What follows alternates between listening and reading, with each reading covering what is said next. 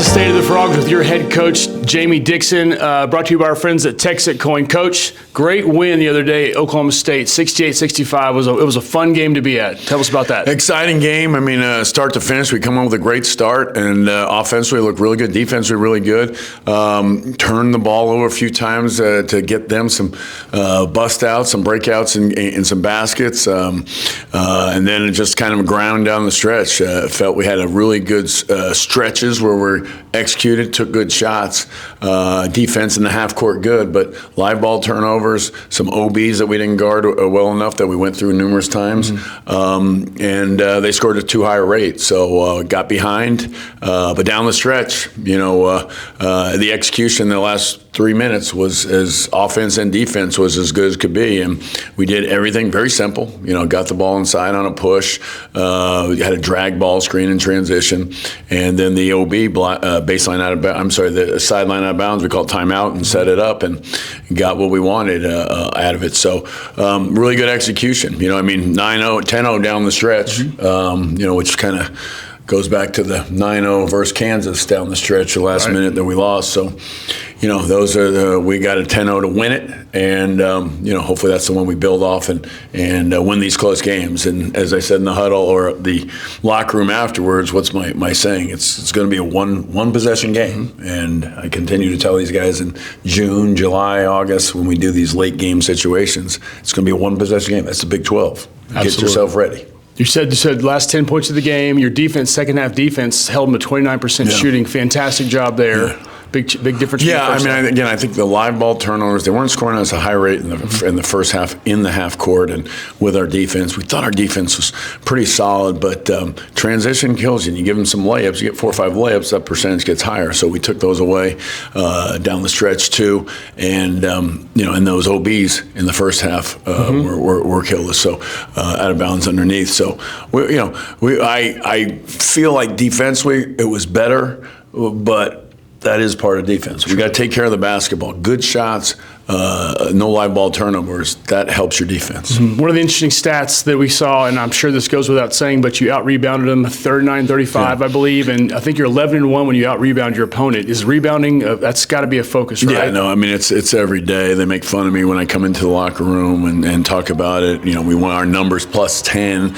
That's a big goal to reach, hard to get to, but you got to win the battle, and it's pretty simple. Obviously, we're a smaller team than most of the teams we're playing against, so we've got to have that mentality. We've got to do everything right, blockouts, crashing the glass on the offensive end, but that comes with running good offense, making them take tough shots, because the defense is going to get more of those misses percentage-wise. So a lot of things go into it, but we have to have that mentality. We know we have to win the glass, and we did it against Baylor last time, and now we have to do it again.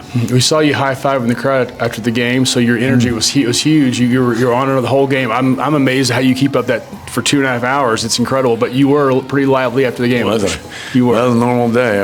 I guess you didn't see me play, but that was kind of the same thing. I have the same mentality 40 years later. So, all in and trying to bring energy. Right? We have a saying: you're either bringing energy or taking energy away. Yes, sir. As a player, as a businessman, I'm sure the same thing, right? I have no idea. In your industry, you gotta bring it, or you're taking life out of the room. Yes, so sir.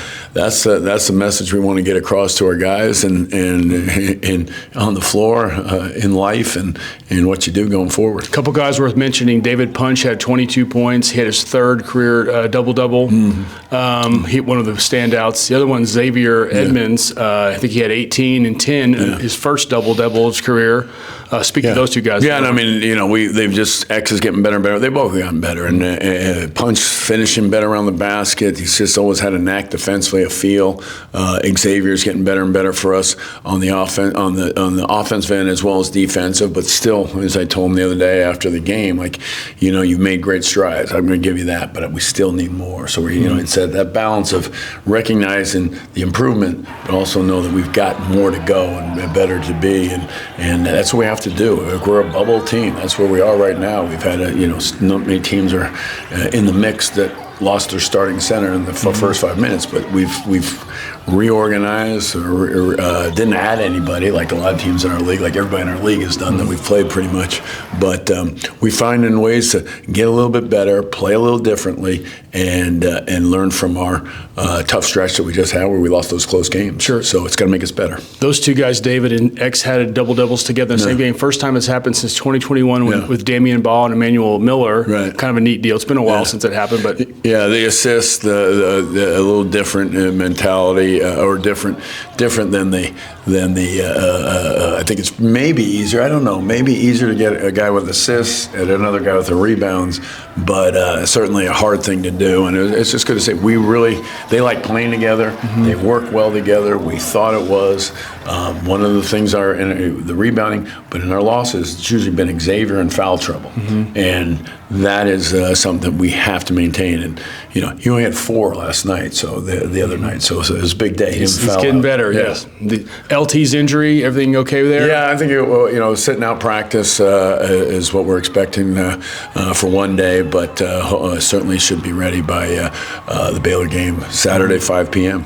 There you go. We'll talk about that shortly, but your career record today is 12-7 and 2-4 in the conference. I know you're not where you want to be, but you certainly have a really good line of sight to get where you're supposed to be. We're playing against teams that have really put an emphasis on getting the best players in the country across the board, and the commitment there is remarkable. But what I'm looking at is the net and the Ken Palm and all those things. We're right on the bubble.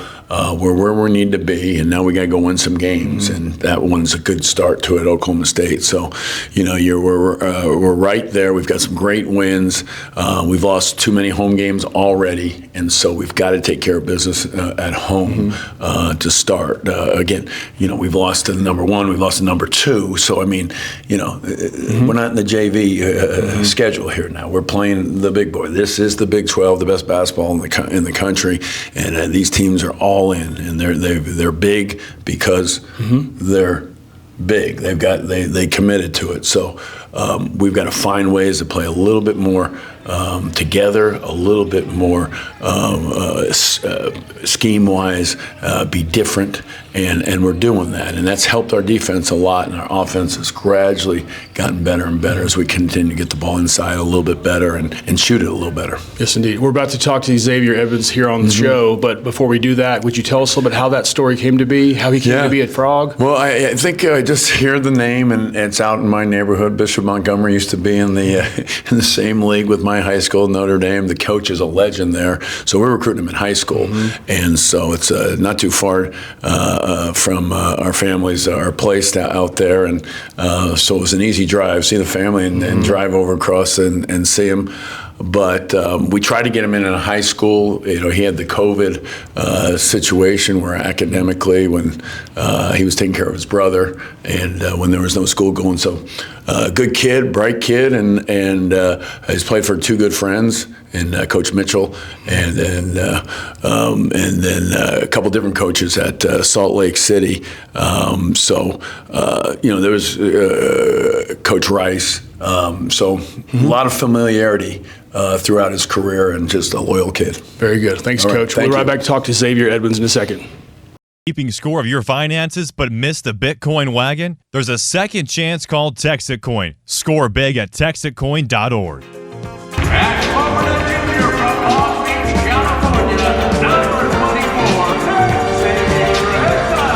Welcome back to State of the Frogs. We're here with TCU power forward Xavier Edmonds.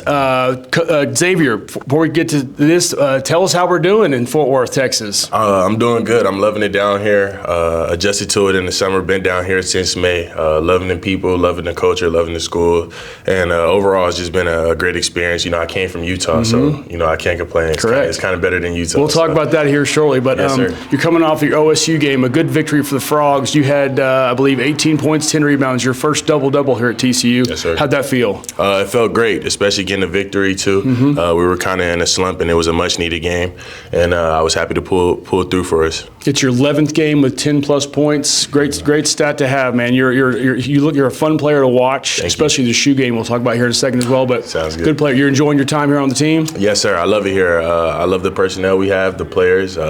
Everybody is unselfish. We all look out for each other, and all of the coaches are great, so I can't complain at all. Well, let's back it up now. Salt Lake City Community College, Utah, sir. you spoke of. What was that experience like for you? That experience is great, just being able to play JUCO on a national level. For the JUCO level, I felt like that was as close to Division I as I was going to get. So I just wanted to set myself up with success early, just knowing that I had to go JUCO. Obviously, it was cold out there, like I said, so being down here, I'm much more happier. But, I loved it. It prepared me for tough times, battled through a lot of adversity, and being down there, too, just helped me grow as a player. Ended up being the #1 ranked player in JUCO. So it helped me a lot and prepared me for this moment. You stole my thunder. I was going to talk to you about that. Great job. But Bishop Montgomery, High School, where you made this all happen. You got to know Coach Dixon at that time, right? Because he was close by. Yes, sir. Do you remember things about that time in your life when Coach Dixon was around? Man, so around that time, I had some things going on with my academics. I think Coach Dixon was pretty aware that I was ineligible coming out of high school, but that was part of the reason why I came here too. Just him being so. I don't know. He was just dedicated. He was up at the gym no matter what. He's talking to all my high school coaches, building relationships with all my family and everybody that knew me down there. Like that, yeah. So that just meant a lot to me down there, and it's part of the reason why I'm here now. Sure. Tell us about your family a little bit. I think I've read that you're one of 9 kids. Is that fair? Yeah. So I'm the youngest of 9. Okay. 3 brothers, 5 sisters. I love all my siblings. Can you name them real quick? All right, so I'm gonna name them from top to bottom. My older sister, Courtney.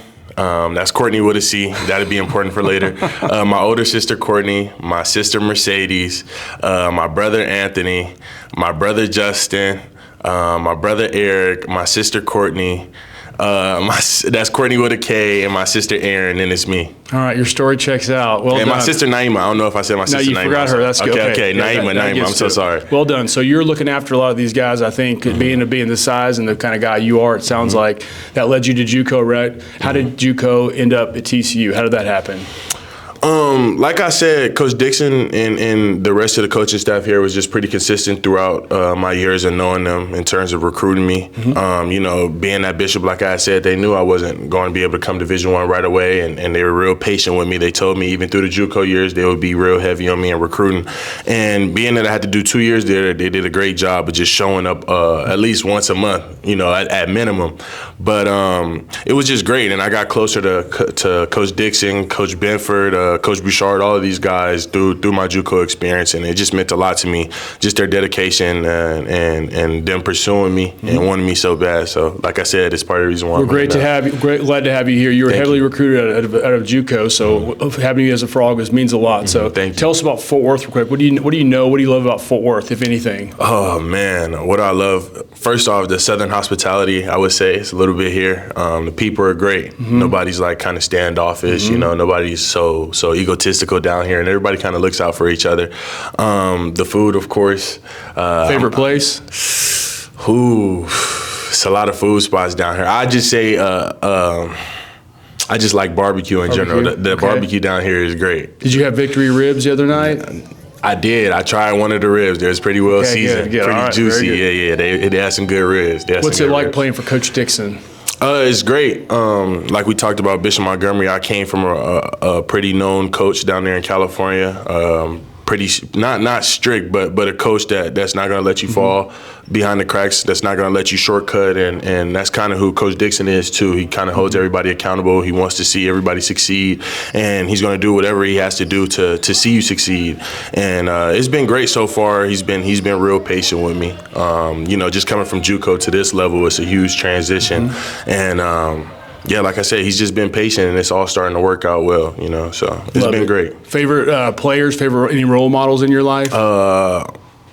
My favorite player all time, my only favorite player is Kobe Bryant. Kobe Bryant, just being from LA. It's where I wear 24. I got the Kobe's on and stuff. So every time we had a feeling that was the weird. Yeah. I'm a huge Kobe kid. Nobody can tell me anything about Kobe or the Lakers because I'm willing to die behind that. So just Kobe's my biggest inspiration for anything. How I look at the game, how I look at life. Just his approach, just meant a lot to me. Just influenced me a lot when it comes to basketball. So. All right, your shoe game. You got a significant shoe game. What's going on with your shoe game, man? Like I said, so most of the time I just wear Kobe's, and I like to switch them up. I like the colorful Kobe's and stuff like that. And I'm a big believer in if you look good, you play good. So I try my best to put on the best shoes that I feel like I look good in the moment for. Fair enough. And hopefully I get the results that I want. How many pairs of shoes you got? Basketball shoes, I would say probably anywhere between like 15 to 20 right now. Okay. Yeah, it's a decent amount. That's nice. Yeah. All right, tell me about this team you're playing on. You guys show signs of greatness at times, and obviously other times maybe not as much, but this is a good team, we all think. Yeah. What are your opinions on this team and how far it can go? Man, I just think we can go so far. Like I talked about earlier, the personnel, how unselfish everyone is, and sadly, even after the close losses that we've had, everybody's still optimistic, and I don't think it's really like deterred anybody or let anybody down in the sense of knowing that we can go out there and compete with anybody. We got a lot of dogs on this team. Obviously, we're not the biggest team in the country, but we got a lot of heart. And it starts from our point guard all the way down to our 5-man. And I just feel like everybody who's on this roster is capable of having a great game and helping us in some way.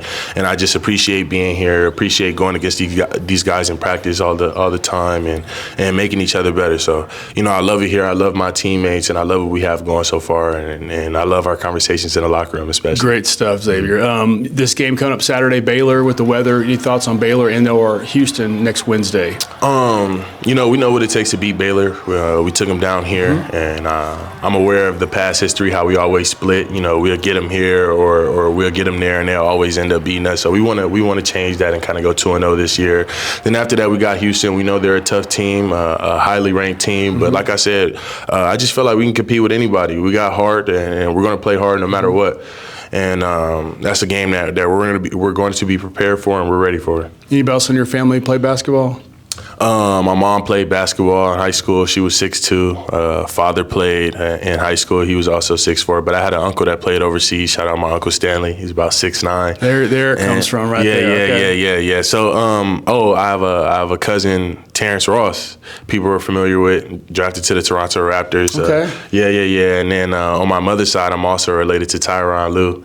I have a pretty well basketball-oriented family. Very nice. Well, Xavier, thanks for joining us. Glad to know you, man, and we enjoy watching you. Keep up the great work. We're big fans of you guys. Thank you so much, and thanks for having me. That's Xavier Edmonds on State of the Frog. We'll be right back to finish up with Coach Dixon.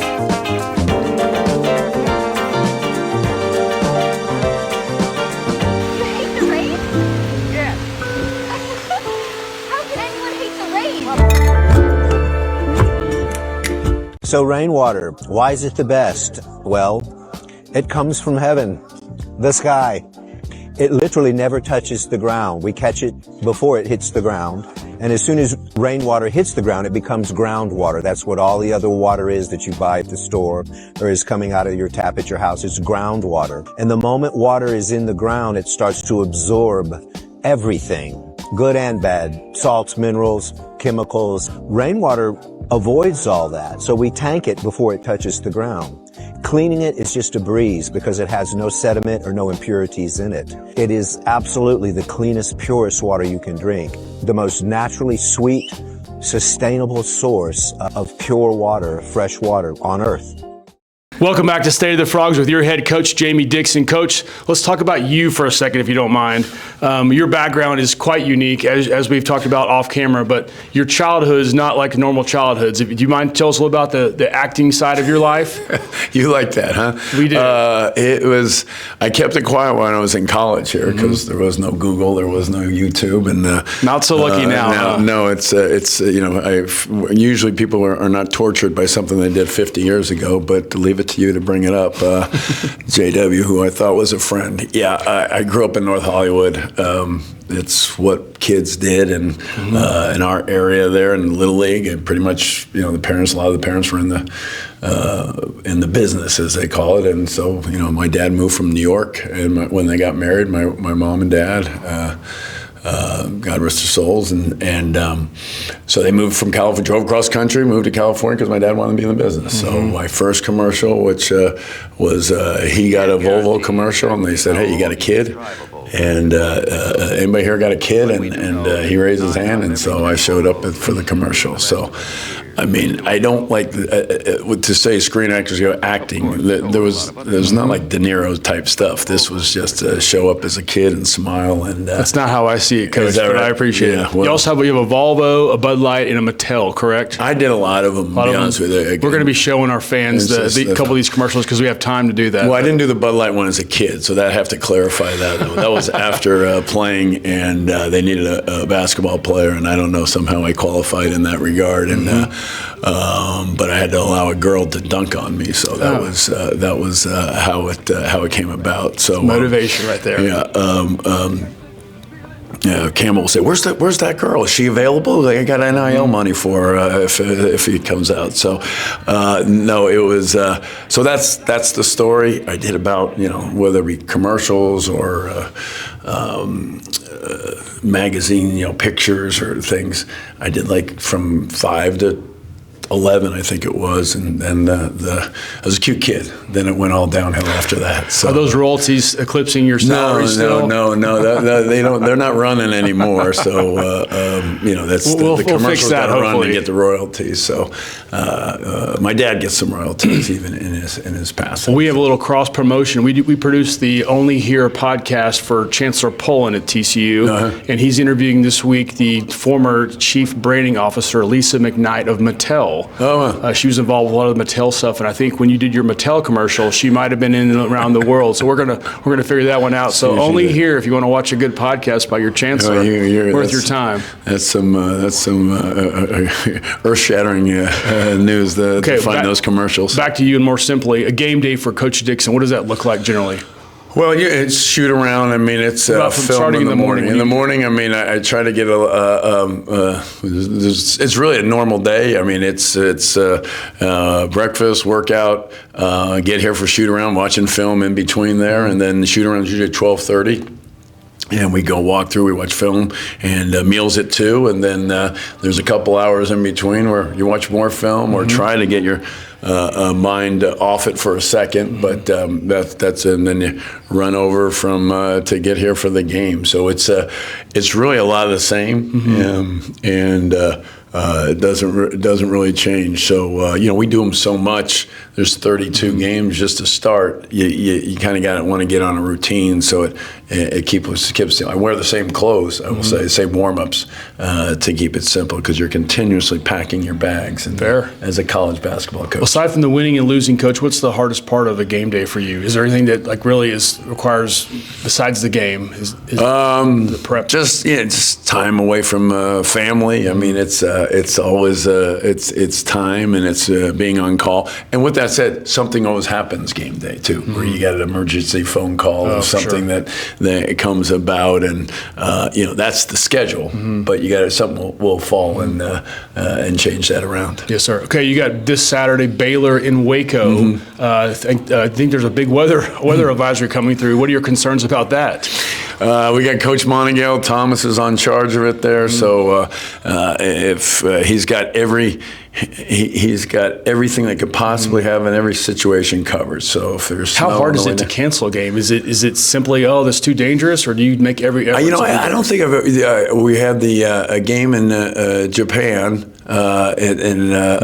When we were playing Gonzaga, got canceled halfway through. That's the only game I can remember. I remember a Seton Hall Pitt game was a similar ice situation where the Seton Hall team couldn't get there, and we were maybe an hour or two late. So I do remember that. They were hard to get up the hill to the arena. So I do remember that one. But I don't think we've ever had, until you count COVID. But sure. COVID throws out everything. Well, we hope to see you in Waco, Coach. What about next Wednesday, by the way, Houston comes to town. Thoughts on Houston? Blackout is what I was told. We were working on that with the fraternity council presidents and fraternity council presidents yesterday, and we're getting a blackout is planned, and we've had 2,500 students at the game for pretty much all of our blackout games, and so it's Houston beat them here last time we played them at home, so we've got to get out and guard and rebound, which is, I know you hear me say that all the time, but those are the constants.